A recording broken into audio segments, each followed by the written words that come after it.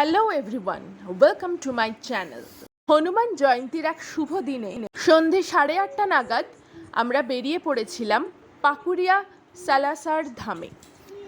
আমাদের বাড়ি থেকে খুবই কাছে, আর কোনা হাইওয়ে থেকে 6.7 কিলোমিটার দূরত্বের মধ্যে এই ধাম। বজরংবলীর এই মন্দির আমার ভীষণ প্রিয়, আগেও অনেকবার এসেছি, কিন্তু হনুমান জয়ন্তীর এই পুণ্যতিথিতে মন্দিরে আসার অর্থই হলো এখানে উৎসব। প্রচুর মানুষের জমজমাটি ভিড়, অনুষ্ঠান সব মিলিয়ে এক দারুণ সন্ধ্যা আমরা সেদিন কাটিয়েছিলাম পাকুড়িয়া সালাসার ধামে। এই হলো মন্দিরের মুখ্য দ্বার, তার ঠিক ডান পাশেই রয়েছে জুতো জমা দেওয়ার জায়গা।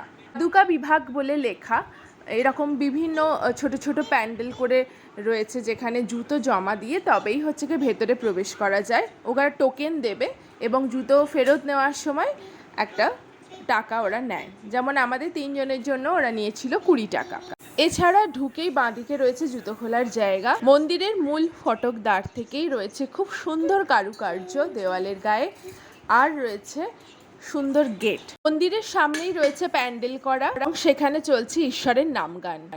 বহু মানুষ বসে সেই অনুষ্ঠান উপভোগ করছে। ঠিক এইভাবেই পথ ধরে আমরা এগিয়ে চললাম মূল মন্দিরের দিকে। খুব সুন্দর বসার ব্যবস্থাও রয়েছে, তার সাথে ফ্যান রয়েছে, সুন্দর করে প্যান্ডেলও করা আছে। আমরা কিছুক্ষণ এখানে দাঁড়িয়ে ঈশ্বরের নামগান শোনার পর আমরা মন্দিরের দিকে রওনা দিলাম। প্যান্ডেলের ঠিক বাঁদিকে রাস্তা দিয়ে এগিয়ে গেলেই রয়েছে প্রসাদের ব্যবস্থা। সেখানে গিয়ে দেখলাম খুব লম্বা লাইন, তো আমরাও লাইনেই দাঁড়িয়ে পড়লাম। প্রসাদ সংগ্রহের পরে আমরা মন্দিরের দিকে এগিয়ে গেলাম। মন্দিরের সামনে সিঁড়ি দিয়ে উঠে গেলেই মিলবে বজরংবলীর দর্শন।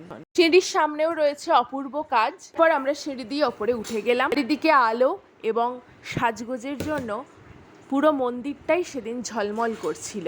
মন্দিরের ভেতরে সূক্ষ্ম সুন্দর কাজগুলো সত্যি দেখার মতো। সেগুলোই উপভোগ করতে করতে মিলল বজরংবলীর দর্শন।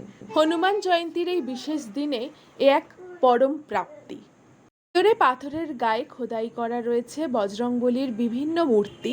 দেয়াল জুড়ে রয়েছে বজরংবলীর বিভিন্ন চিত্র।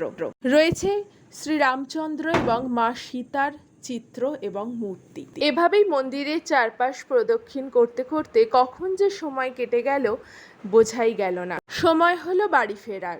হনুমান জয়ন্তীর এই বিশেষ দিনটা সত্যিই উল্লেখযোগ্যভাবে মনের মণিকোঠায় জায়গা করে থাকবে সারা জীবন। ইচ্ছে রইল আবার শীঘ্রই ফিরে আসার পাকুড়িয়া সালাসার ধামে। এখনো যারা আসেননি তারা শীঘ্রই আসুন, দেখুন বজরংবলীর এই অসাধারণ রূপ আর সুন্দর কারুকার্য। গুগলে সার্চ করে জানতে পারি সাধারণ দিনে মন্দির সন্ধে 5:30 থেকে 8:30 অবধি খোলা থাকে। হনুমান জয়ন্তীর শুভ উৎসবের দিন একটু বেশি রাত অবধি খোলা ছিল। ফিরে আসবো নতুন ব্লগ নিয়ে। আশা করি এই ব্লগটা সবার খুব ভালো লেগেছে। তাও আমাকে অবশ্যই জানাতে ভুলবেন না, আর আমার চ্যানেলটা অবশ্যই সাবস্ক্রাইব করে দেবেন। সবাই ভালো থাকবেন, সুস্থ থাকবেন। খুব তাড়াতাড়ি ফিরে আসবো নতুন একটা ব্লগ নিয়ে। আজকের মতো এখানেই শেষ করলাম। টাটা।